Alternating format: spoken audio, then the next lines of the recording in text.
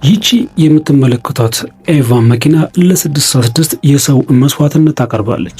ሌሊት ሴት ልጅ በዚህ ቀይ መኪና አጠገብ ካለፈች እመኑኝ ለሰይጣን ተሰውታል።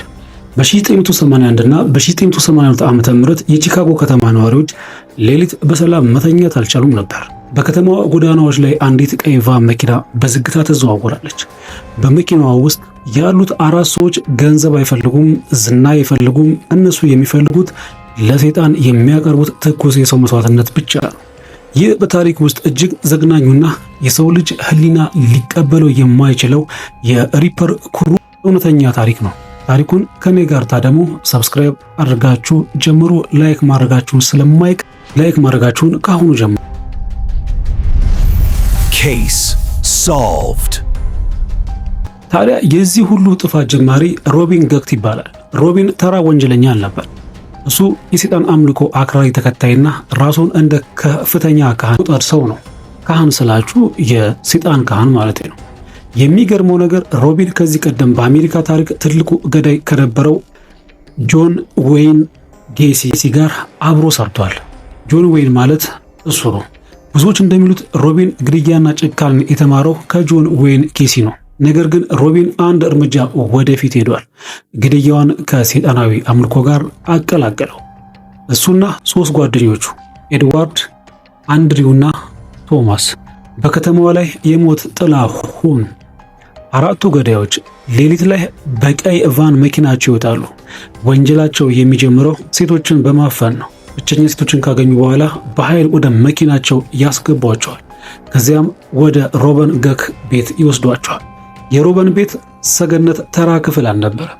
ግድግዳው በሙሉ በጥቁርና በቀይ የተሳሉ የሰይጣን ምልክቶች ወይም ፔንታግራምስ፣ ሻማዎችና ሰይጣናዊ መጽሐፍ ቅዱስ የሞላበት ቤተ መቅደስ ነው። እዚያ ክፍል ውስጥ የሚፈጸመው ድርጊት ግን ከሰው ልጅ አስተሳሰብ በላይ ነው። ተጎጂዋን ክፍል ውስጥ ካስገቡ በኋላ ሮቢን ገክት የሰይጣን ጸሎቶችን ማንበብ ይጀምራል። ከዚያም እጅግ ዘግናኙ ክፍል ይከተላል። በሕይወት እያሉ የሴቶቹ አካል በተለይ ጡታቸውን በሽቦ ይቆርጧቸዋል። ይህ የሚያደርጉት በጭካኔ ብቻ ሳይሆን የተቆረጠውን የሰው አካል ለሰይጣን እንደ ቅዱስ ቁርባን አድርገው በመቁጠር ነው። ከክፍል ውስጥ ያሉ 4ቱም ሰዎች ያንን የሰው አካል ጆሮአችሁን ያዙ፣ እጅግ በጣም የሚዘገነን ቃል ልናገር ስለሆነ እየቆረሱ ይበላሉ። ይህን የሚያደርጉት ለሰይጣን ያለን ታማኝነት እናሳያለን በሚል እምነት ነበር። ቢያንስ 18 ሴቶች በዚህ መልኩ በሰቆቃ ተገድለዋል። ፖሊስ የጠፉ ሴቶችን ቁጥር እየጨመረ ሲመጣና በአንዳንድ ቦታዎች ላይ በአሰቃቂ ሁኔታ የተቆራረጡ አስክሬኖች ሲገኙ ምርመራውን አጠበቀ። እንደ አውሮፓውያን አቆጣጠር መስከረም 1982 የ25 ዓመቷ ቤቨርሊ ዋሽንግተን በቺካጎ ጎዳና ላይ እየተጓዘች ሳለ ያቺ ቀይ ቫን አጠገቧ ቆመች። በውስጡ የነበሩ ሰዎች በኃይል አፍሰው ወደ መኪና አስገቡ።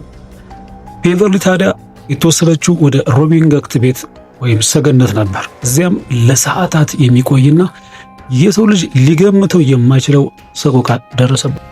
ግን የገዳዮቹ ስህተት እዚህ ጋር ተፈጠረ። ገዳዮቹ ቤቨርሊን ካሰቃዩት በኋላ እንደሞተች እርግጠኛ ነበር። አስክሬኗን ለማስወገድ በከተማው ዳርቻ በሚገኝ የባቡር ሐዲድ አቅራቢያ ወርውረዋት ሄዱ። ነገር ግን እነሱ ያላወቁት ነገር ቢኖር ቤቨርሊን በማይታመን ሁኔታ በሕይወት መኖሯ ነበር። በከፍተኛ ደም መፍሰስና በስቃይ ውስጥ ሆና ለሰዓታት እየሳበች ወደ መንገድ ወጣች። አንድ ኃላፊ መንገደኛ አግኝቷት ወደ ሆስፒታል ተወሰደች። ፖሊስ መጀመሪያ ቤቨርሊ በሆስፒታል አልጋ ላይ ሆና ለፖሊስ የሰጠችው መረጃ ታሪኩን ገለባበጠው። መኪናዋ ቀይ ናት፣ መሪያቸው ረጅም ፂም ያለውና የሚቀዘቅዝ አይን ወይም አስፈሪ አይን ያለው ሰው ነው አለች። ይህን ፍንጭ ፖሊሶችን በቀጥታ ወደ ሮቢን ገክት ቤት መራቸው። ፖሊስ ለወራት ምንም አይነት ፍንጭ አጥቶ ነበር። ነገር ግን ቤቨርሊ ዋሽንግተን ከደረሰባት አሰቃቂ ጥቃት ተርፋ ለፖሊስ የሰጠችው መረጃ ሁሉም ነገር ቀያየረ። የአእምሮ ታማሚ ልትሆን ትችላለች ብሎ ቢጠራጠርም የቁስሏ ጥልቀትና የገለጸችው ሁኔታ እውነት መሆኑን አረጋግጠዋል። ቤቨርሊ ለፖሊስ የሰጠችው ቁልፍ መረጃ ደማቅ ቀይ ቀለም ያላት ቫን መኪና ነበረች። ፖሊስ ወዲያውኑ በቺካጎ ከተማ ውስጥ ያሉ ተመሳሳይ መኪናዎችን መፈለግ ጀመረ። በዚህ መሃል ሌላ ምስክር አንዲት ቀይ መኪና ሴቶችን ስታድን አይቻለሁ ብሎ ለፖሊስ ጥቆማ ሰጠ። ፖሊስ የመኪናዋን ታርጋ ለመያዝ ባይችልም በአካባቢው የሚንቀሳቀሱ ቀይ መኪናዎች በሙሉ መከታተል ጀመረ። የሮቢን ገክት መታወቅ ፖሊስ ጥርጣሬ ወደ ሮቢን ገክት ያዞረው በአንድ ትልቅ ምክንያት ነበር። ሮቢን ገክት ከዚህ ቀደም እንደነገርኳችሁ ከታዋቂው ገዳይ ጆን ዌይ ጌሲ ጋር አብሮ በመስራቱ ፖሊስ ዘንድ ስሙ ይታወቅ ነበር። ቤቨርሊ ግዛችሁ የመሪው መልክ ረጅም ፂም ያለውና አስፈሪ ዓይን ያለው ከሮቢን ጋር ፍጹም ተቀጣጠመ። ፖሊስ ሮቢን ገክትንና መኪናዋን ከተቋጠረ በኋላ መኪናዋ ውስጥ ፍተሻ አደረገ። በፍተሻው የሰው ደም ቅሪቶች፣ ቤቨርሊ ዋሽንግተን ተጠቅማበት የነበረው አይነት ጌጣጌጥ ተገኘ። ይህም ፖሊስ ሮቢን ገክትን በቁጥጥር ስር እንዲያውል በቂ ማስረጃ ሆኖለታል። ሮቢን ከተያዘ በኋላ ፖሊሶች ሌሎች የቡድኑ አባላት መኖራቸውን ስለጠረጠረ ቶማስ ኮክሌርን የተባለው የቡድኑ አባል መጀመሪያ ተያዘ። ቶማስ በፖሊስ ምርመራ ወቅት በጣም ስለፈራ ሁሉንም ሚስጥር ዘረገፈ። መሪው ሮበን እንደሆነ እንዲሁም እንዲህም አይነት ስርዓት እንፈጽማለን፣ ሌሎች አባላት እከሌና እከሌ ናቸው በማለት የቡድኑ ሚስጥር በሙሉ አጋለጠ። ፖሊሶች የሮቢንን ቤት በሰበሩበት ወቅት ያዩት ነገር ከወንጀል ስፍራ በላይ ነበር። መርማሪዎቹ ወደ ሰገነቱ ሲወጡ በውስጡ የተቆረጡ የሰው አካላት በጨው ተነክሮ አገኙ። የ666 ምልክቶች፣ በግድግዳው ላይ በደም የተጻፉ ቁጥሮችና የሰይጣን ምስሎች እንዲሁም የግድያ መሳሪያው በሟቾቹ አካል ላይ ካለው ምልክት ጋር በትክክል የሚገጥም የሽቦ መቁረጫ ወይም ዋየር ከተር አገኙ። ፖሊስ በክፍሉ ውስጥ ሮቢን ገክት የሚጠቀምበትን ማስታወሻ ደብተር አገኙ። በውስጡም የሰለባዎቹ ስም ዝርዝርና ወንጀሉን በሚፈጽሙበት ወቅት የሚደግሟቸው ሰይጣናዊ ጸሎቶች ዳርክ ኤቪደንስ ተጽፈው ነበር። ይህም ፖሊስ ይህን ተራ ግድያ ሳይሆን የተደራጀ የሰይጣን አምልኮ ውጤት ነው የሚል መደምደሚያ ላይ እንዲደርስ አድርጎታል። ያው ፖሊሶች የሮቢን ገክትን ቤት ሲፈትሹ ተራ መኖሪያ ቤት ሳይሆን የሞት ፋብሪካ ሆኖ አገኙ። በሰገነቱ ላይ ያለው ሽታና በግድግዳ ላይ ያሉት የ666 ምልክቶች የቺካጎን ፖሊሶች ለዘላለም የሚከተላቸው አስፈሪ ትዝታ ሆኖ ቀረ። ቤቨርሊ ዋሽንግተን ከሞት አፋፍ አምልጣ ባትወጣ ኖሮ የቀይ መኪና ዛሬም ድረስ በቺካጎ ጎዳናዎች ላይ የሞት አዝመራውን መሰብሰቡን ይቀጥል ነበር። እንደ አውሮፓውያን አቆጣጠር በ1983 የሩፐር ክሩ አባላት ፍርድ ቤት ሲቀርቡ መላው አሜሪካ በድንጋጤ ተውጧል። በችሎቱ ላይ የቀረቡት ማስረጃዎች እጅግ ዘግናኝ ከመሆናቸው የተነሳ አንዳንድ ችሎት ታዳሚዎች አልቅሰዋል፣ አንዳንዶቹ ደግሞ ችሎቱን ጥለው ወጥተዋል። ቤቨርሊ ዋሽንግተን በፍርድ ቤት ቀርባ በሮቢን ገክት ላይ ጣቷን ቀስራ ያሰቃየኝና ሊገድለኝ የሞከረው ይህ ሰው ነው ብላ ስትመሰክር ችሎቱ በዝምታ ተዋጠ። ይህ ምስክርነት ለሮቢን ገክት የዕድሜ ልክ እስራት ትልቁ ምክንያት ሆኗል። የቡድኑ አባላት እያንዳንዳቸው ያገኙትን ፍርድ ልንገራችሁ። ሮቢን ገክት መሪያቸው ለ120 ዓመታት እስራት ተፈርዶበት ዛሬም ድረስ በኢሊኖይ እስር ቤት ውስጥ ይገኛል። ሮቢን እስከዛሬ ድረስ ወንጀሉን አልመሰከረም፣ እኔ ንጹህ ነኝ ማለቱን ቀጥሏል።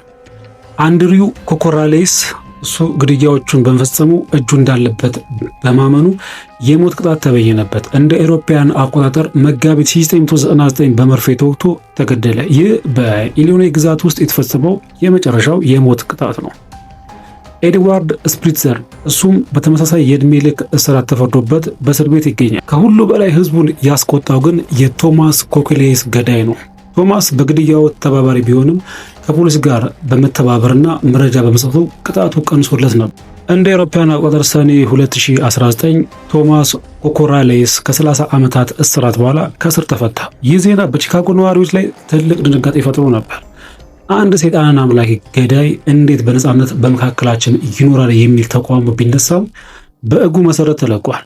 የሪፐር ክሩ ወንጀል በአሜሪካ ታሪክ ውስጥ ሳታኒክ ፓኒክ ወይም የሰይጣን አምልኮ ፍርሃት እንዲነገስ ካደረጉት ዋና ዋና ምክንያቶች አንዱ ዛሬም ድረስ በቺካጎ ፖሊስ ታሪክ ውስጥ እጅግ ዘግናኙ ፋይል ተብሎም ይጠራል። የሪፐር ክሩ ታሪክ የሰው ልጅ በክፋት ሲታወር ምን ያህል ጥልቀት ወደ ሌላው ጨለማ ሊወርድ እንደሚችል ማሳያ ነው። ሮቢን ገክትና ጓደኞቹ በ666 ስም የንጹሐን ሕይወት አጥፍተዋል። ዛሬም ቢሆን ሮቢን እስር ቤት ቢገኝም አንዱ የቡድኑ አባል በመካከላችን በነፃነት መኖሩ የታሪኩን ቁስል ሁልጊዜ እንደ አዲስ ያመረቅዘ። ቤቨርሊ ዋሽንግተን ያንን ሲኦል አልፋ በሕይወት በመኖሯ ክፋት ሁልጊዜም እንደማያሸንፍ ሕያው ምስክር ሆኖ ትኖራለች። የሪፐር ክሩ ታሪክ ተራ የወንጀል ታሪክ አይደለም። ይህ ታሪክ የሰው ልጅ በጨለማ አምልኮና በክፋት ሲታወር ምን ያህል ጥልቀት ወደ ሌለው ጨካኝነት ሊወርድ እንደሚችል ማሳያ ነው። ዛሬም ድረስ በቺካጎ ጎዳናዎች ላይ የምታልፍ ማንኛውም ቀይ ቫን መኪና የዚያን ዘመን አስፈሪ ትዝታ ትቀሰቅሳለች። እናንተ ከዚህ ታሪክ ምን ተማራችሁ? ይህ ታሪክ በእናንተ ሕይወት ውስጥ ምን ያስተምራችኋል?